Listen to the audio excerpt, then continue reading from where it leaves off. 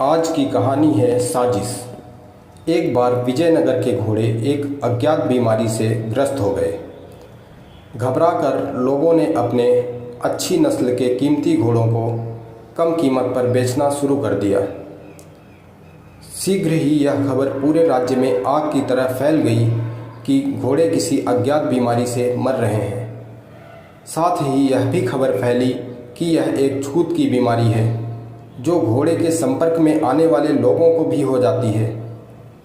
राजा कृष्णदेवराय ने इस बारे में सुना तो उन्होंने अपने नौकरों को शाही घोड़ों की उचित देखभाल करने का निर्देश दिया। तब एक नौकर बोला, महाराज, शाही अस्तबल के घोड़े एकदम स्वस्थ हैं, किसी प्रकार की चिंता की कोई बात नहीं है। राजा पहले ही असमंजस में था। अस्तबल के नौकरों की बातें सुनकर तो उसका दिमाग ही घूम गया। जब उन्हें कुछ नहीं समझ में आया तो उन्होंने तेनालीराम को बुलाया और कहा, तेनाली, ये तो तुमने सुन ही लिया होगा कि राज्य के सारे घोड़े एक अज्ञात बीमारी के भय से बेचे जा रहे हैं, लेकिन शाही अस्तबल के घोड़े तो एकदम स्वस्थ हैं। मैं चाहता हूँ कि अब तुम ही इस गुत्थी को सुलझाओ। राजा की आज्ञा के अनुसार तेनाली ने इस गुत्थी की खोजबीन शुरू की। इसके लिए वह पूरे राज्य में घूमा और इस दौरान कुछ महत्वपूर्ण सबूत भी उसके हाथ लगे। फिर कुछ दिन के बाद ही उसने कुछ लोगों को पकड़ा और उन्हें राजदरबार में पेश किया। तेनाली के कहने पर राजा ने उन लोगों से पूछताछ की तो वे अपनी सफाई में बोले, महाराज, हम तो सिर्फ बीमार घोड़ों के विषय में बात कर रहे थे। इस पर राजा ने पूछा, क्या तुमने किसी बीमार घोड़े को अपनी आंखों से देखा है? वह बोले, नहीं महाराज, नहीं, हमने किसी बीमार घोड़े को अपनी आंखों से नहीं देखा है। हमने तो सिर्फ इनके बारे में सुना है। उनकी बात सुनकर राजा को यह एहसास हुआ कि जरूर किसी ने घोड़ों की बीमारी की झूठी अफवाह फैलाई है।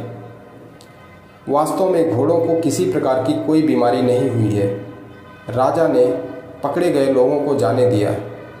उसके बाद राजा ने तेनालीराम को इस मामले की आगे खोजबीन करने का आदेश दिया। 2 दिन बाद ही तेनालीराम एक पति पत्नी को राजदरबार में ले आया। वह राजा से बोला, महाराज, ये पति पत्नी पड़ोसी राज्य से हमारे राज्य में आकर अपनी पहचान छुपा कर रह रहे हैं। यह सुनकर राजा क्रोधित हुए और उस जोड़े की तरफ मुड़ते हुए बोले, तुम दोनों मेरे राज्य में क्या कर रहे हो?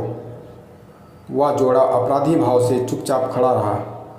उन्हें चुप देखकर तेनालीराम बोला, महाराज, मैं आपको इस बारे में सब कुछ बताता हूँ। हमारे पड़ोसी राज्य के राजा ने इन्हें यहाँ घोड़ों की झूठी बीमारी की अफवाह फैलाने के लिए ही भेजा है, ताकि इस खबर से हमारे लोग और सैनिक घोड़ों को कम कीमत पर बेच दें और दूसरे राज्य के जासूस इन्हें कम कीमत पर खरीद लें।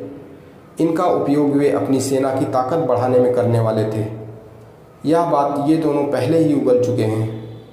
ऐसा करने का यह भी उद्देश्य था कि हमारे सैनिक दुखी हो जाएं और अपना आत्मविश्वास खो दें।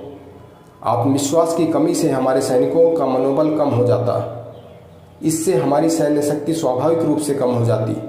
ऐसी स्थिति में पड़ोसी राजा हम पर हमला करता और जीत जाता।